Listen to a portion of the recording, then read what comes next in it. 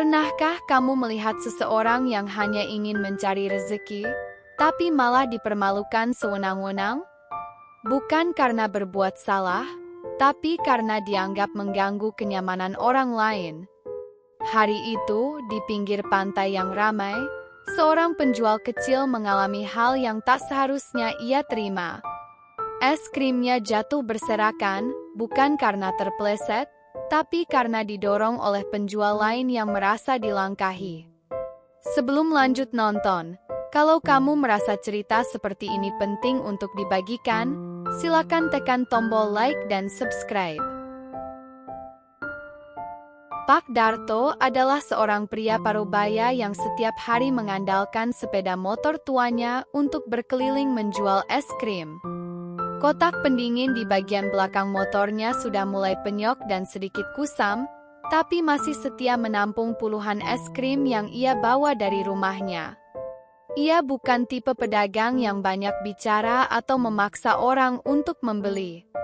Ia hanya lewat sambil membunyikan suara khas yang sudah dikenal anak-anak kampung. Setiap pagi, ia berangkat dari rumah kontrakannya yang sempit di pinggir kota. Ia akan menyusuri gang-gang sempit, pinggir jalan, sekolah-sekolah, hingga ke pasar. Kadang dagangannya habis, kadang masih tersisa banyak. Tapi Pak Darto jarang mengeluh.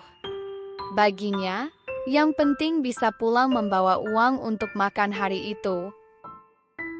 Orang-orang mengenalnya sebagai sosok yang sabar dan ramah. Ia sering senyum meski lelah. Bahkan ketika ada anak-anak yang sekadar bertanya harga tanpa membeli, ia tetap menjawabnya dengan nada yang santai dan tulus. Tak banyak yang tahu bahwa motor yang ia kendarai sudah beberapa kali mogok di jalan. Atau bahwa di rumah, ia hidup sendirian sejak istrinya meninggal beberapa tahun lalu. Siang itu cuaca sangat terik. Matahari seperti enggan berkompromi, menyengat dari atas kepala tanpa ampun. Pak Darto tetap melaju pelan dengan motornya, menyusuri jalanan berdebu menuju kawasan pantai. Ia tahu tempat itu ramai pengunjung, apalagi di akhir pekan seperti sekarang. Di pikirannya, tempat ramai berarti peluang lebih besar untuk es krimnya laku. Begitu tiba di pintu masuk pantai, ia tidak ragu untuk terus masuk. Ia mengendarai motornya pelan di antara deretan warung dan tempat duduk pengunjung. Badan motornya bergetar halus menahan beban kotak es yang terasa berat karena belum ada pembeli hari itu. Anak-anak kecil mulai melirik. Beberapa bahkan setengah berlari menghampiri, berharap bisa membeli es krim sebelum kehabisan. Suara pantai terdengar ramai. Riuh ombak dan teriakan pengunjung bersatu dengan suara tawa anak-anak. Di tengah keramaian itu, kehadiran Pak Darto seolah menjadi jeda kecil yang menyenangkan. Tapi, tanpa ia tahu, kehadirannya juga membuat orang lain merasa terganggu. Belum sempat Pak Darto berhenti sepenuhnya, suara tinggi dari arah salah satu warung memecah suasana. Seorang ibu, tampak sebagai penjaga warung di dekat pinggir jalan setapak, melangkah cepat dengan wajah tidak ramah. Sorot matanya tajam, nadanya terdengar seperti perintah. Ia keberatan dengan kehadiran Pak Darto yang masuk ke area yang ia anggap sebagai wilayah usahanya.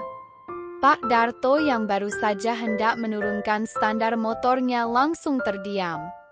Ia berusaha menjelaskan, dengan suara pelan dan sikap tenang, bahwa ia hanya ingin menawarkan es krim kepada anak-anak yang sudah berkumpul. Tidak berniat lama, tidak pula menggelar lapak. Tapi, penjelasannya tidak dihiraukan. Si ibu tetap marah dan terus menyudutkan, seolah-olah kehadiran Pak Darto telah merugikannya besar-besaran. Tanpa banyak kata, ibu itu mendorong bagian belakang motor Pak Darto. Gerakan itu membuat motor goyah dan akhirnya roboh. Kotak es yang terikat di jok belakang terguncang keras. Tutupnya terbuka, dan beberapa bungkus es krim tumpah, jatuh ke pasir yang panas dan kotor. Beberapa batang es krim menggelinding tak tentu arah. Anak-anak yang tadinya ingin membeli hanya bisa memandang, sebagian mundur perlahan karena takut ikut dimarahi. Tak ada teriakan dari Pak Darto. Ia hanya diam, matanya melihat satu persatu es krimnya berserakan. Bukan soal harga yang langsung terbuang, tapi lebih pada perasaan dipermalukan tanpa diberi ruang bicara. Ia tetap berdiri di samping motornya, mencoba menjaga agar tidak semakin ricuh. Beberapa pengunjung yang duduk di warung sekitar mulai memperhatikan kejadian itu. Ada yang diam-diam memandang, ada juga yang mulai menggerutu pelan. Mereka tidak mengenal Pak Darto secara pribadi, tapi dari caranya bersikap, siapapun bisa menilai bahwa ia bukan orang yang berniat mengganggu. Beberapa anak yang tadi menghampiri kini terdiam, mundur perlahan. Wajah mereka tampak bingung, antara kecewa karena es krimnya tidak jadi dibeli, atau takut karena suasana berubah jadi tegang. Pak Darto menatap es krim yang berserakan di pasir. Tangan tuanya bergerak mengumpulkan satu persatu batang es krim yang sudah jatuh. Tidak ada amarah dalam sikapnya, hanya diam yang dalam. Beberapa pengunjung mulai saling menatap. Beberapa geleng kepala, sebagian memilih pura-pura tidak tahu. Tidak ada yang berani bicara keras-keras, tapi bisik-bisik mulai terdengar. Perlakuan ibu warung itu dianggap berlebihan. Jika ada aturan, bukankah lebih baik disampaikan dengan cara yang pantas? Tapi begitulah kenyataannya.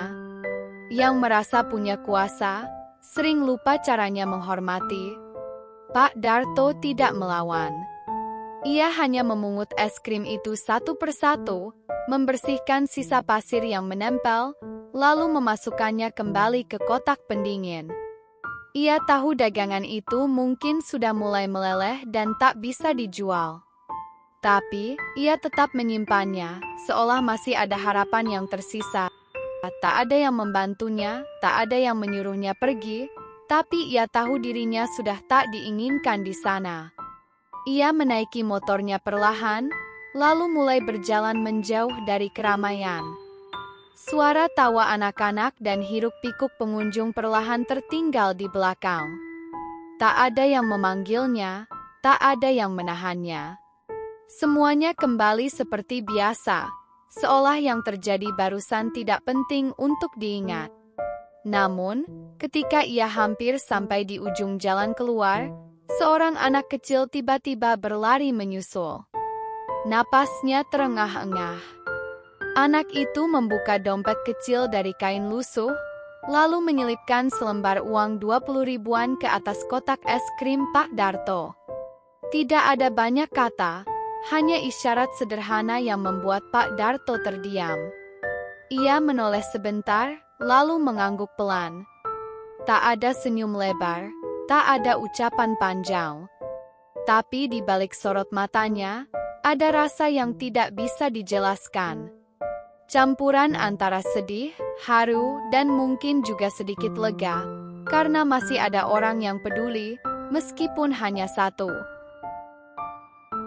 Kadang, yang paling menyakitkan bukan perlakuan kasar, tapi sikap diam orang-orang yang hanya menyaksikan.